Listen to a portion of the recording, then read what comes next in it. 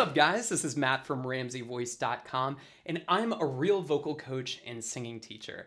And today I'm going to be listening and reacting to Sohyang perform Lean On Me. Now, I actually have never heard the singer before, but one of the subscribers to my YouTube channel told me to check her out, so I can't wait to see her perform this American classic done by Bill Withers, the song Lean On Me, like one of the most epic and positive soul songs of, the 60s and 70s. So I'm super excited to see how she interprets this for her Korean audience. Now, truth be told, I've never seen this performance before, so I can't wait to see what she does. If you guys find this video helpful, make sure to click like, comment with the next song that you want to see me react to, and turn on notifications and subscribe to this channel. Or if you want to improve your singing voice today, check out my complete singing course, Master Your Voice. Okay, let's get started. Let's see if this is a 5-star worthy performance.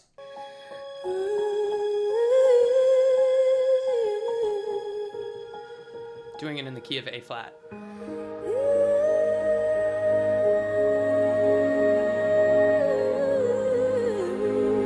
Ooh, a little Whitney in her. Sometimes in our life, Wow. we all have pain, we all have sorrow. Now, if you know me, you know that I have to stop like a couple lines in to just talk about my first impressions of a singer. And what I find so impressive about So is that she's actually starting in a soprano's first bridge, like right on an A flat. Sometimes in her lives. And she even alters the melody slightly. Now, I cannot tell you how difficult of a spot this is for many women to start singing in their voice. Oftentimes, it's very easy for them to start from some, but she's starting some, like with a fuller head voice. And this is amazing. This is the sound of a very, very high soprano voice. I'm not saying that she probably doesn't have some low notes, and I'm not just saying that she can only sing high notes. I'm just saying from the weight and the sound, and mostly just kind of like the size of her voice, you can tell this is a very high soprano. So I think we're in for a treat here. If we are wise, we know that there's always tomorrow. And Michael Bolton's there.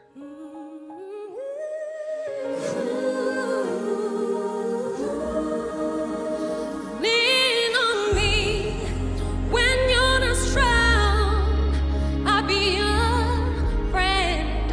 I help you carry on. Okay, so sorry to stop there, but this is really, really great. So you can definitely see where So's like influences are coming into play here. She's obviously listened to a lot of Whitney Houston, a lot of Mariah Carey. This is very much like kind of like a 90s and early 2000s kind of like pop R&B approach to this song. But another thing that I think is really cool about this song is they're actually reharmonizing the chords slightly. Normally that Lean On Me would start from like the key in the key of C, it would start from the tonic.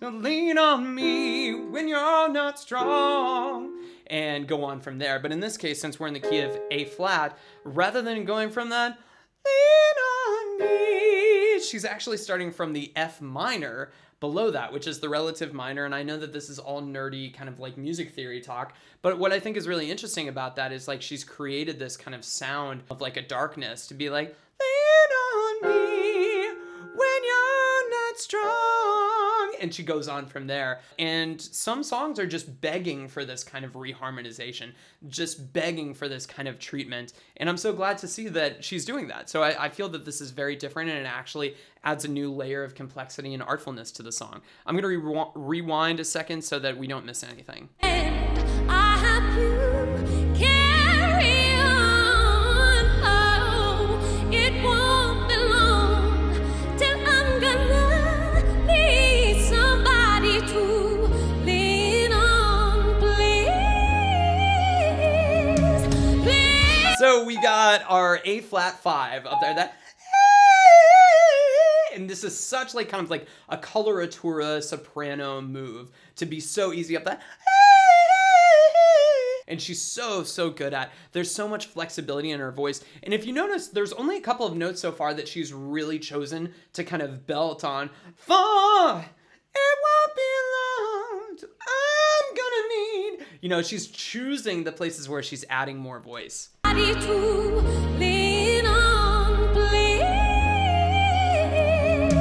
please swallow your pride. Give my things you need to borrow. And look how cool that is now that she's like adding some more voice into that. If I have things you need to borrow. She's doing kind of a tempo rubato thing where the music is going and she's slowing and speeding up her voice to catch up with the beat as she goes through it. Very cool. No one can fear those of your needs.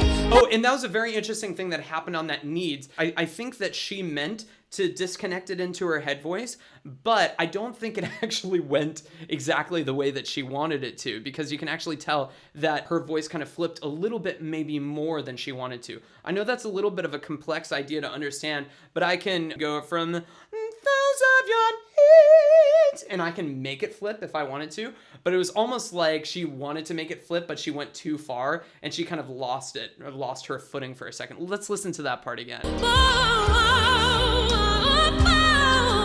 No one can fear those of your needs. Yeah. That you won't lash out.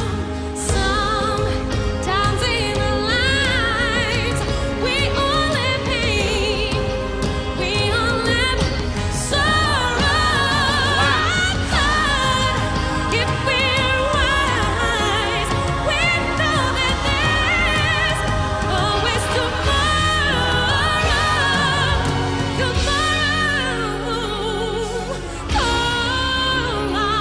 Wow, and so she's stepping out of key a little bit too. The music's actually starting to modulate into that dum dum dum, and that's actually giving it a big sense of drama. You would see that a lot in film music for very kind of like that, kind of like kind of movements that give you like a lot of sense of drama, and that's exactly what's going on in this particular case. She's using that drama to great effect. This is beautiful. What's she gonna do in the bridge?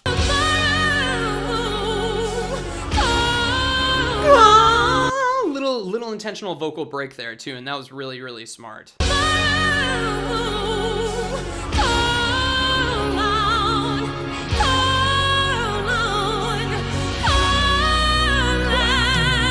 And notice what happens as she's going through the call-ons. She's starting off a little bit smaller, and then as she starts going up higher, she starts dropping her jaw even more, and that becomes really interesting right here.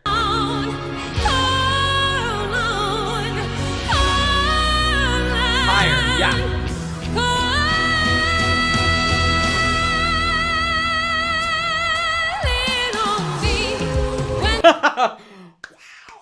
And that's the way that I feel inside too.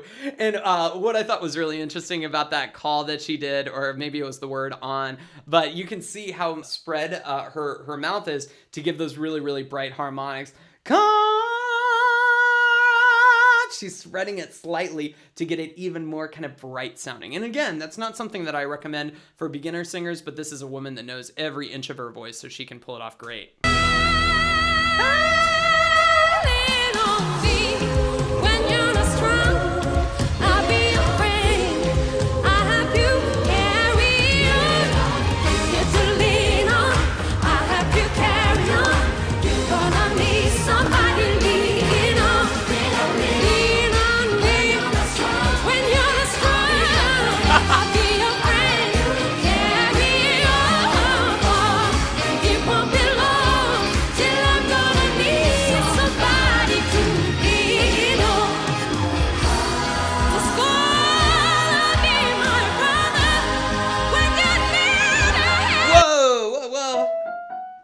Yeah, A flat 5, that's amazing.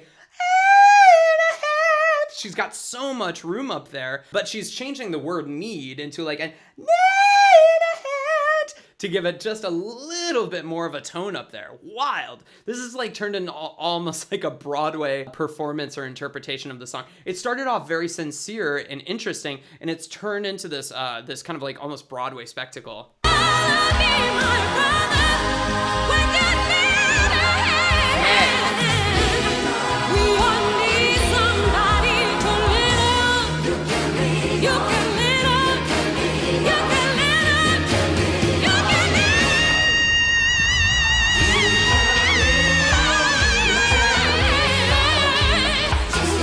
Okay, B flat 5 up there. Fantastic. And I think that she stretched it up to the B5 on top of that, almost C6. This is very, very difficult to do.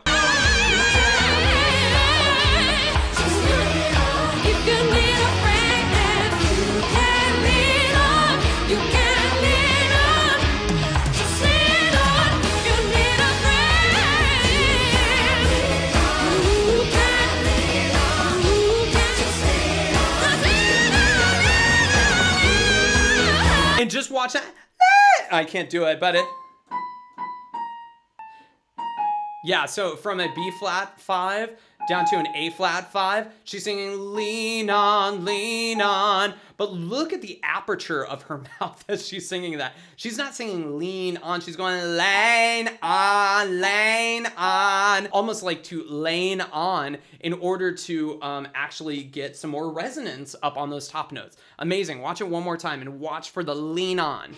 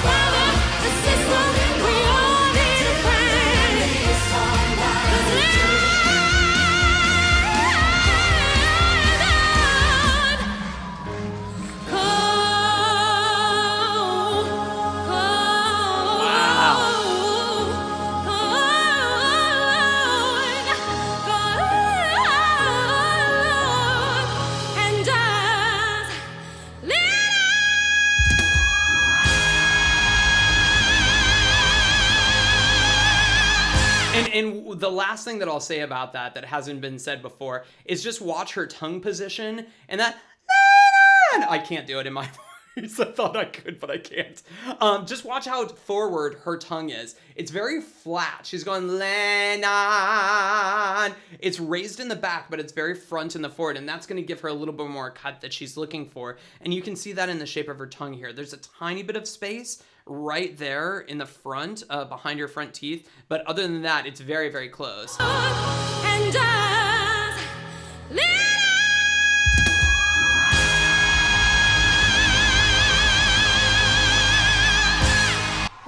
What a phenomenal performance. Oh my God. So this is a singer that wears her influences on her sleeve. You know who we're talking about. We're talking about Whitney Houston. We're talking about Mariah Carey. We're talking about Alicia Keys. We're talking about some amazing female singers from the R&B, soul, pop, kind of all crossover that was so popular like in the 90s and early aughts. And I think what's so cool about this singer is that she has a very, very, shall we say, like a kind of lighter instrument. She's got a lighter voice, not in terms of how strong she can sing, but in how beefy her vocal cords and her voice actually is. She's a very, very high soprano. So she is wearing herself out, going out to like over and over and over again. But I think that she's doing it very well. I don't know that singing like this for 2 hours straight would be the best thing for her unless she's under the watchful help of a really, really great vocal coach or and possibly a really good health team to make sure that her vocal cords are looking good, they're not getting too swollen. I see some singers like this that can go and go and go and go, and they're fine. Like, hey, we just need to drop the jaw a little bit more. Okay, go a little bit more funny rather than pushing so much.